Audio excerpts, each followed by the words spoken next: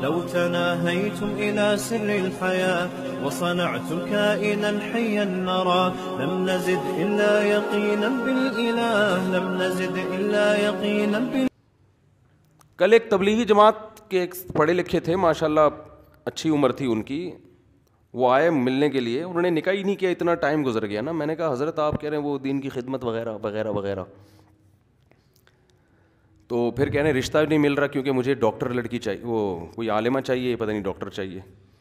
میں نے کہا آپ تبلیغ میں وقت لگاتے ہو, آپ کہتے ہو ہمارا اصل مقصد دین کی خدمت ہے, یہی ہے نا, ہمیں اللہ نے پیدا کیا دین کی خدمت کے لیے, بیت الخلاء جانا یہ ہماری ضرورت ہے, کیا خیال ہے, اور اللہ بھلا کرے آپ کا تجارت ہماری ضرورت ہے. تبھی کہتے ہیں نا بیت الخلاء سے دل تھوڑی لگاتا ہے, جاتا ہر ایک ہے لیکن دل نہیں لگاتا, وہاں باہر نکلنے کی کوشش کرتا ہے. یہ ان کی غلط فہمی تھی, ہمارے یہاں باہر نکلنے کی کوشش نہیں ہوتی. پبلک ٹوائلٹ میں اگر کوئی جاتا ہے نا تو لگتا ہے کہ یہ باہر قیامت تک نہیں آئے گا, حقیقت ہے, جو بیٹھتا ہے بیٹھا ہی رہتا ہے. وہ گرین بس کے بارے میں سنا ہے, لاہور میں ایک بندہ بیٹھا تو اسی میں بیٹھا رہا ہے, وہ کہہ رہے اے سی کے مزے آ رہے ہیں یہاں پہ ہمیں. تو میں نے کہا ایسے ہی یاد رکھو, نکاح کا بھی ایک مقصد ہوتا ہے, وہ مقصد ہے گھرداری, اولاد, نسل.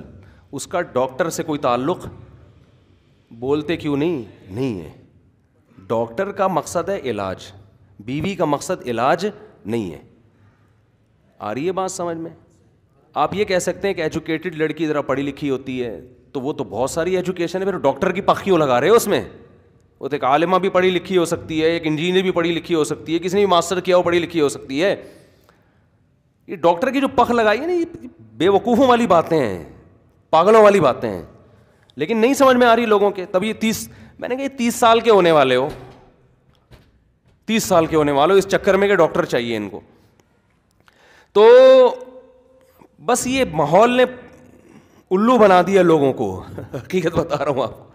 یہ نہیں پتا کہ کس کام کا بنیادی مقصد کیا, پہلے اس کو سامنے رکھ کے کتنے لوگوں نے ڈاکٹر لڑکیوں سے شادی کی ہے اور بعد میں ڈیورس ہوئی ہے کہ گھر نہیں سنبھال رہی ہے, بچے کو نہیں سنبھال رہی. ایک صاحب نے مجھے فون کیا, میری بیوی ڈاکٹر ہے, اس کے بچہ میں سنبھال رہا ہوں, وہ کلینک میں بیٹھی ہوتی ہے. اور ڈاکٹر لڑکیاں بھی فون کر رہی ہوتی ہیں کہ ہم کلینک میں بیٹھے ہیں, بچہ پیدا ہو گیا, سنبھال ہمارا میاں آ رہا ہے, اس کو غصہ آ رہا ہے, اس کو وہ کہہ رہا ہے گھر میں آ کے بچہ سنبھالو. تو کہہ رہی میں نے بچہ سنبھالنا تھا تو میں MBBS کر کے تو میرا تو ضائع ہو گیا. تو میں ان سے کہتا ہوں یہ شادی غلط ہوئی ہے, یہ شادی کیا ہوئی ہے, اس میں سوچا ہی نہیں گیا کہ ڈاکٹر سے شادی تو کر کیوں رہا ہے. اگر تو نے اس سے بچے ہی پلوانے ہیں, یا تو بچوں کے لیے پھر ایک الگ شادی کر لیں معذرت کے ساتھ, یا اس کے لیے کوئی ماسی رکھ لیں. تو یہ کام کرنے سے پہلے سوچ ہی نہیں رہے ہوتے کہ میں یہ کر کیوں رہا ہوں. یہی حال آپ ہمارے لبرل طبقے کا ہے کہ لڑکیوں کو نکالو, جاب کراؤ, جاب کرو. بھائی تم نے ان لڑکیوں کو گھر سے جاب کرا کے کیا کروانا ہے؟ گھر کون تمہارا باپ چلائے گا معذرت کے ساتھ؟ گھر کون سنبھالے گا؟ ہمارا جو ایجوکیٹڈ طبقہ ہے نا, ہر لڑکی کو education education education education education education. کون سی ایجوکیشن؟ تو گھر چلانے کی بھی تو کوئی ایجوکیشن ہونی چاہیے نا, بچے پالنے کی بھی تو. اس کی طرف کسی کی توجہ نہیں ہے, وہ ہے ہی نہیں ڈکشنری میں. گوروں کو دیکھ لیا, وہاں ہر لڑکی جاب کر رہی ہے, کما رہی ہے. آپ نے بھی ہر لڑکی کو گھر سے باہر نکالا, اس کے سائیڈ افیکٹ پہ آپ غور کرنے کے لیے تیار ہی نہیں ہے کہ جب یہ لڑکیاں گھروں سے باہر جاب کریں گی تو گھر کون چلائے گا میرے بھائی؟ گھر بھی تو چلانا ہے. گورے کا تو گھر ہی نہیں ہوتا, اس کو ٹینشن نہیں ہے. یا تو آپ اس نظام پہ کمپرومائز کر لیں, آپ ذہنی طور پہ تیار ہو جائیں. تو جو گورے کا نظام ہے جس کے نہ باپ کا پتہ نہ ماں کا پتہ, ہم بھی وہی کلچر لانا چاہتے ہیں کہ ہمارے بچوں کو اپنے باپ کا پتہ مستقبل میں نہ ہو. پھر آپ نکالیں ان لڑکیوں کو گھر سے باہر. بہت مشکل ہے بات سمجھانا.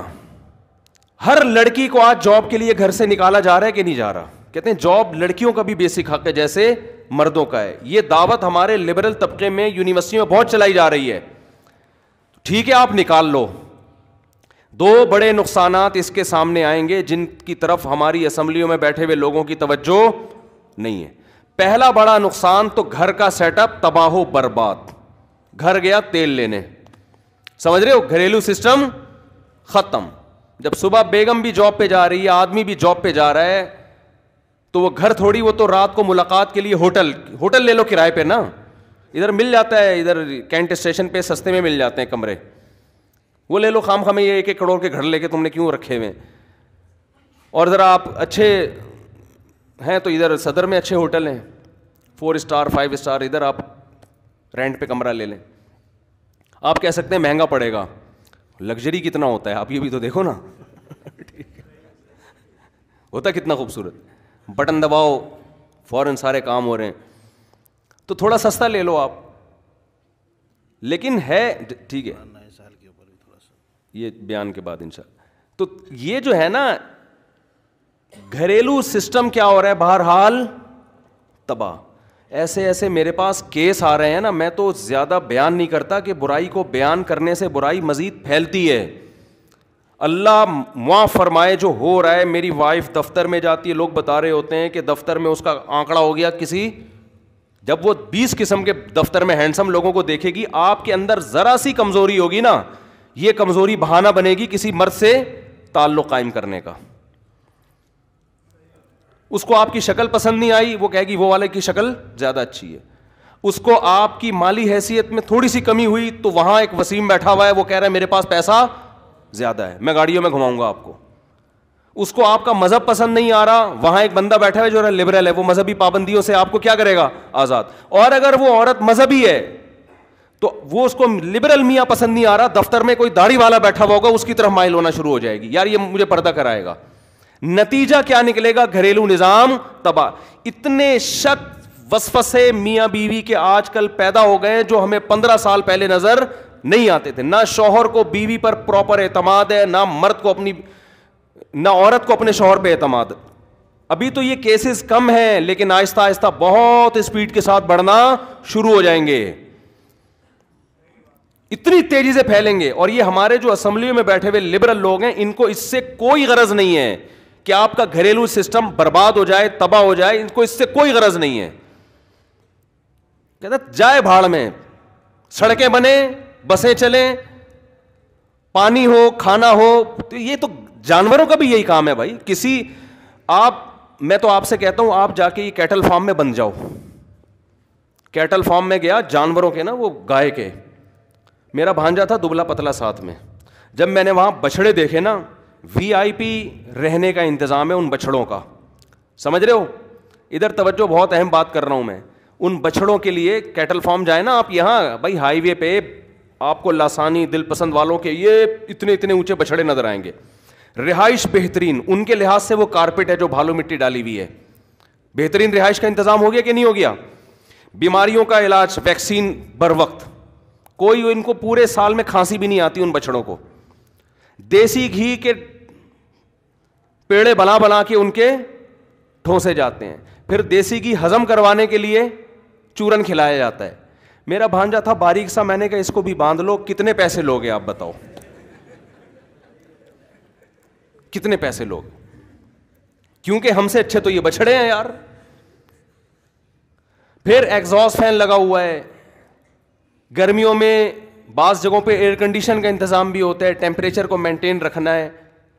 آج ہمارے ملحد لوگوں نے, لبرل لوگوں نے انسان کو بھی یہی سمجھ لیا ہے کہ بچڑے کی طرح پالو, ٹیمپریچر سے بچنے کا انتظام ہو, اچھا کھاؤ, اچھا پہنو, اچھا گھر ہو. تو میرے بھائی اس میں اور کٹے میں کوئی فرق نہیں ہے. انسان کی پہچان اچھا کھانے, اچھا پہننے سے, اچھی لائف اسٹائل سے نہیں ہوتا. انسان کی پہچان اس کے عمل سے ہے, عمل سے ہے. آپ کا عمل کیسا ہے, اور عمل کا تعلق تربیت سے. بھوکا رہ کر ناشکری کا ایک لفظ زبان سے نہ نکالے, اس کو اچھا انسان کہتے ہیں. پیٹ بھرے ہوئے انسان کو اچھا انسان نہیں کہتے. ہوا و حرص والا دل بدل دے, میرا غفلت میں ڈوبا دل بدل دے.